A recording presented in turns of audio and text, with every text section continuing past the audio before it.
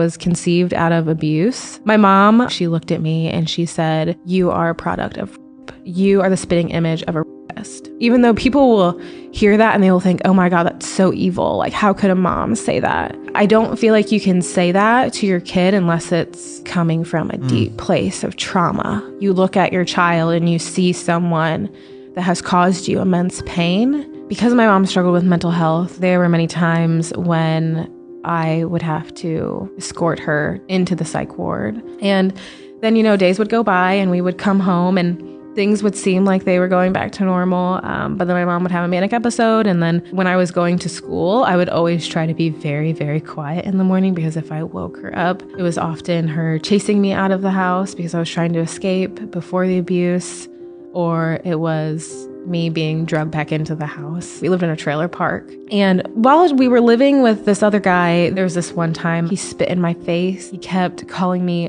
all these mean names and he drugged me to the front door and they beat me for like hours. And that was the worst beating that I have ever experienced. And my mom always said, if you go into foster care, it's going to be worse. If you go into foster care, it's going to be worse. The first time, my sister and I went to the first foster home together. There was like 10 or 12 kids in the house. And my sister, one night she came in and she had told me that she was abused by the biological son of the foster parents. And so she would have been 3, I was 12. So the next day, I actually stole someone's cell phone at school and I called this woman who had been a part of my life. And I left a voice message and I told her everything that my sister told me. And probably within an hour, there were caseworkers at the school and they started to ask me questions. People don't believe foster kids. And maybe they believe them, but they don't want to. And so if you deem that a home has abuse in it, you immediately have to find homes for all of those kids. And the caseworker, she just like shut her notes that she was taking. And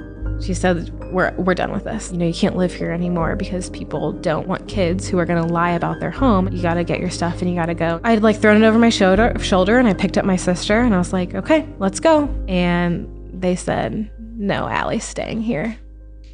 I just remember I felt like the walls were just crumbling because I was like, I shouldn't have told anybody because if I wouldn't have told anybody, I could have stayed here and protected my sister.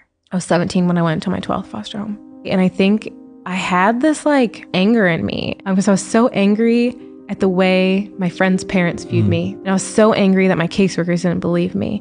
And I was so angry that everyone thought I was going to be a statistic. And that anger made me want to prove everybody wrong. And so people couldn't see my grades. I was a pretty good student. And so I felt like I had to do something that people could see. And so my only option was to be a good athlete. And I just trained every single day. And I remember wanting to quit and thinking, but I'm going to prove them wrong. I became a 4-time state champion in track.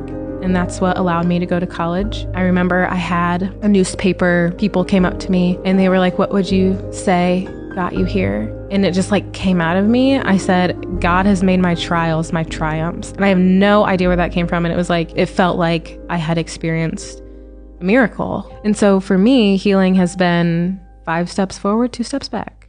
And one of the ultimate healers is just accepting that. When we share our story to empathetic listeners, it actually changes the way that our brain sees our stories and the way that we see ourselves. It's allowed me to look back and see these terrible things that I went through. They were some of the worst parts of my life. So I now see them as they've caused some kind of good, encouraging another kid who grew up in a really hard situation or someone else who is struggling with trauma or suicidal ideation. I hope that encourages people to share their stories, not on a podcast or not on a stage, but maybe just to one person that they can trust. Yeah.